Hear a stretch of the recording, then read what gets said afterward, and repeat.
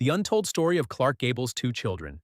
He was the king of Hollywood, but what happens when the crown is passed without consent? Clark Gable on set, cigarette in hand, laughed like gravel in sunlight. But behind the camera, beyond the headlines, there lived two children, one hidden, the other inherited, who bore his name, his DNA, and his ghost. Judy Lewis, the secret child raised under a lie. John Clark Gable, the son born after the father died, one erased, the other exalted. Yet both carried the burden of legacy, wrapped in silence and projection.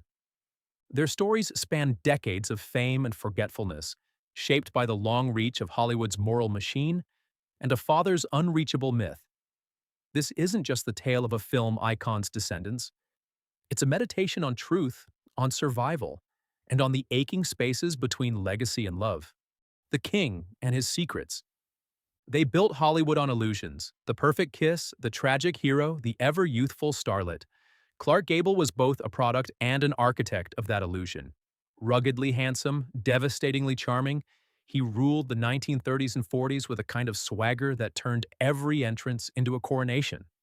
But beneath the tailored tuxedos and the Oscar-winning performances, his private life was fractured, fleeting, and full of contradictions. He married 5 times, each union its own public spectacle. Yet his most lasting contributions were born outside of the spotlight, conceived not in love stories but in complications. Hollywood's golden system, with its rigid morality clauses and manufactured personas, had no room for scandal. And Clark Gable, already entangled in studio politics and a faltering marriage, had no interest in fatherhood that threatened his throne. The result was Judy Lewis, a daughter kept in the shadows, and decades later, John Clark Gable, a son who arrived just after Clark's curtain call, one never acknowledged, one never known. In this peculiar symmetry, the king of Hollywood left behind not a dynasty but a duality. Two lives shaped entirely by absence. Two narratives born not from paternal guidance but from public myth and private silence. In the following acts we trace these stories, not just as history but as human truths. Judy Lewis, November 6, 1935, November 25, 2011. Judy Lewis entered the world through a veil of whispered denial and moral panic.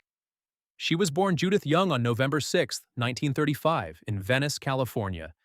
But she would not learn the truth of her parentage for decades. Conceived during a brief yet explosive affair between Loretta Young and Clark Gable while filming Call of the Wild, Judy's existence was a crisis in the making. Gable was married. Young was single and Catholic. And the studios, keepers of reputations, were not interested in nuance. Fearing both divine judgment and professional annihilation, Loretta fled the country. She returned just before Judy's birth, delivering the baby in secret and hiding her for nearly 2 years in orphanages and foster care. When Judy finally came home, it was as Loretta's adopted daughter. The lie was not just spoken. It was rehearsed, maintained, embroidered into everyday life. From an early age, Judy knew something was off. Her ears, large and unmistakably Gable, were surgically altered at age 7 to erase the resemblance. But you can't surgically remove a child's intuition. Judy felt the chill of secrets in every family photograph, every silenced question. At 15, Gable visited the house. He kissed her on the forehead. She felt a strange, tender charge. She didn't know why. He left. Her mother later denied the visit happened at all. It wasn't until Judy's engagement at age 23 that the truth surfaced, casually dropped by her fiancé. The knowledge unraveled her. In 1960, shortly after Gable's death, she confronted Loretta. The reply came like scripture. Yes, you are my sin. In 1994, Judy released Uncommon Knowledge, a memoir that tore away the last of the veil. It exposed not only her lineage, but the deep wounds of a life lived as a secret. Loretta cut ties. Hollywood murmured. But readers resonated. Judy became a therapist, a writer, an advocate for children raised without truth. She acted on Broadway and daytime television, earned a clinical psychology degree, and dedicated herself to helping foster youth. She passed away in 2011, aged 76. Her legacy is not just as Clark Gable's daughter, but as a woman who clawed her way out of erasure into selfhood. John Clark Gable, March 20th, 1961. John Clark Gable entered the world with a name already carved in marble. Born March the 20th, 1961, he was the posthumous son of Hollywood royalty. His father had died just 4 months earlier filming The Misfits beside Marilyn Monroe. When John was born, the world wept and celebrated in unison. Here was the prince born after the king's fall. His infant face graced Life magazine before he could form words. Reporters camped outside the Gable estate. Fans sent letters as though his existence were an epilogue written by destiny. Raised on a 22-acre ranch in Encino, John had wealth and protection, but never the man whose shadow he lived in. His mother, Kay Williams, guarded him fiercely. A failed kidnapping attempt in his infancy made her even more cautious. She was determined that he not be swallowed by the legend, even if the world insisted he inherit it. She chose the name John Clark, not Clark Jr., honoring her late husband's wishes.